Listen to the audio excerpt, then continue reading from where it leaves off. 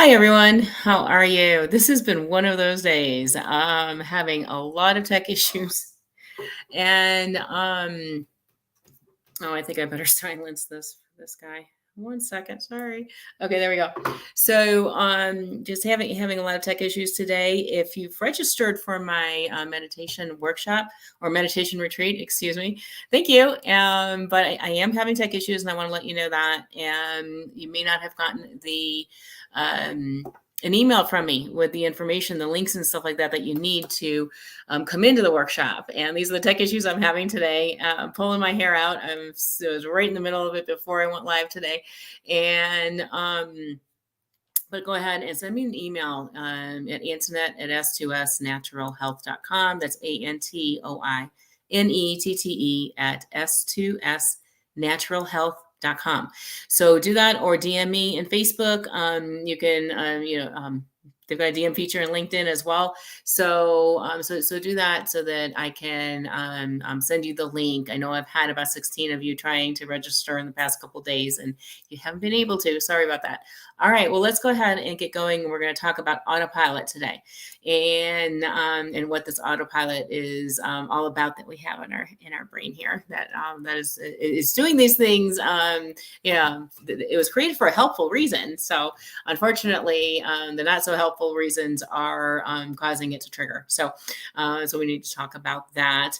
And when I talk about autopilot, it's not like it's actually kind of like in an airplane. I used to work for Boeing, but this is a lot of times it's not a conscious effort on the pilot's part, you being the pilot.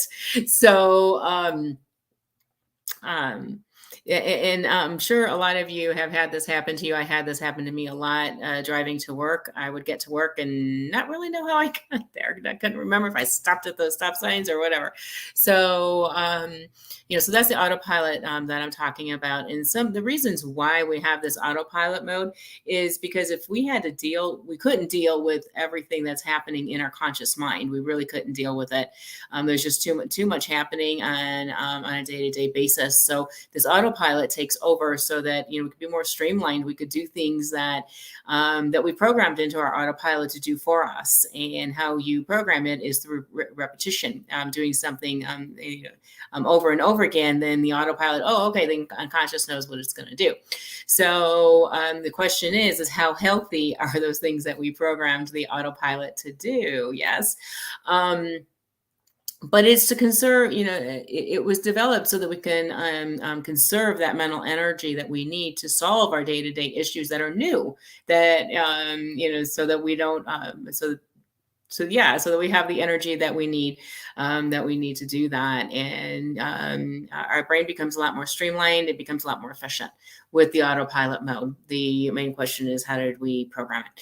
And being a previous software engineer, I'm really curious on how you all programmed that autopilot. So I'm thinking you ought to be too. What causes our autopilot to kick in? Overstimulation. We have a lot of that today with social media, with the news, with podcasts, with taking kids to whatever events they have to go to, when, where, and how, and planning our days, and work, yes. So a lot of overstimulation is going on, which is causing our autopilot to kick in more than it really should be kicking in, and causing us to be more of a robot, to be doing the same thing over and over and over again. Multitasking causes that autopilot to kick in. Multitasking is not good. You are not getting more done just because you're multitasking. You are most likely getting less done because you're multitasking. Not only that, but when you're multitasking, your memory is not kicking in and you're not remembering what you're doing, which isn't a good thing either. So you need to become more mindful and doing one task at a time. And I talk about that a lot in my program as well. Mind wandering. We talked about that last week with the rabbit holes, because mind wandering is one of the causes of rabbit holes, but it's also one of the causes for our autopilot to take over. And as we know, that some of those rabbit holes, they're not very good thinking thoughts that we're having. So we don't want that to happen. But one of the things that I saw a research paper which showed, and this was kind of concerning, that people that they were monitoring during the research study said registered that they were actually in autopilot mode 46.9% of their day. That means they're sleepwalking for half of their day. They're not even aware of what they're doing. That's scary. I don't want to sleepwalk through my life. Do you? So, and I know I used to. I used to do that when I was working at Boeing, and we'll talk about that in a little bit here. So, the fourth thing that's causing our autopilot to kick in is stress. And stress is huge because our mind, sometimes our mind just can't deal with it, and so it just lets the autopilot take over. And when the autopilot is taking over, did you program that autopilot to say, "Well, let's do some breathing techniques"? Probably not.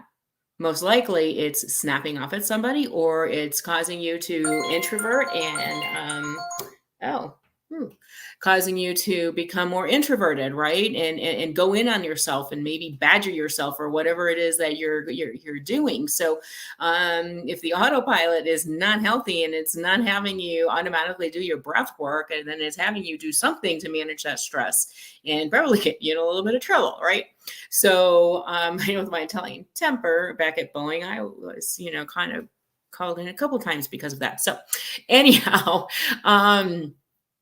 and also remember, the hormones that are caused by stress will most likely, not always, but will most likely be shutting off this beautiful thinking part of your brain. And when that beautiful thinking part of your brain is shut off, guess what's on? The autopilot way back here. So that's, this is what's going on when you're stressed. That autopilot is triggered, and so you're kind of repeating your same behaviors, and you're repeating same behaviors, and so you're getting your same old stuff over and over and over again. Like Groundhog Day. I talk about Groundhog Day all the time because I lived it for a lot when I was working in corporate America. All right. So I already talked about the driving example, and I mentioned how scary that was when I would get to work and not even know how I got there. And for me, that was scary because, oh my gosh, did I take a left from the right lane? I don't know. you know? So but I know what was causing it. It was because I was worried about some of the meetings that were coming up that day. Let's say I was meeting with that wonderful CTO boss that I had, that was doing things like telling me to do this over here. I do this over here. Nope, that's not what I told you. I told you to do this over here. And no, you didn't. Anybody have a boss like that? Yeah. Okay. So I would be so stressed out about those meetings that I was going to have that's all I was thinking about. And I'm driving to work while the autopilot is driving me to work. So that's not a good thing. But the other thing that's happening is that autopilot is also having thoughts going through it. And so, you don't even know what those thoughts are. And this is an issue because I've talked about this all the time. Your thoughts are going out to the quantum field of possibilities, and they're going to, and the emotions are going to draw experiences back to you. If you don't know what your thoughts are because autopilot is taking over 46.9% of your day, then you're getting stuff back in your life that you don't like. You need to learn mindfulness techniques to keep you in the present moment. And you need to learn how to reduce your stress so that your stressors aren't causing you to go into the, or if you are going to autopilot, you're at least autopiloting to bring yourself back into the present moment with the breathwork techniques. So anyhow, as you all know, this is all in my program, and there is a link. Click on the link if you want to learn more about my meditation techniques and what they will do for you. So yeah, okay.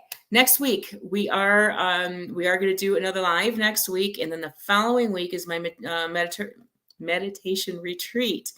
During that meditation retreat, you are going to learn tips and tricks. You're going to learn the number one foundational breath technique that you need. So you really want to come to this meditation retreat. Not only are you going to learn that, but you're going to learn a little bit more about autopilot and a technique you could do to get you into the present moment. So don't miss this free meditation retreat. It is free. Sign up. And if the text still isn't working, I apologize. Just send me an email or DM me. All right. Okay. That's all I have for today. I hope you have a wonderful week, and we will see you again next week. Thanks.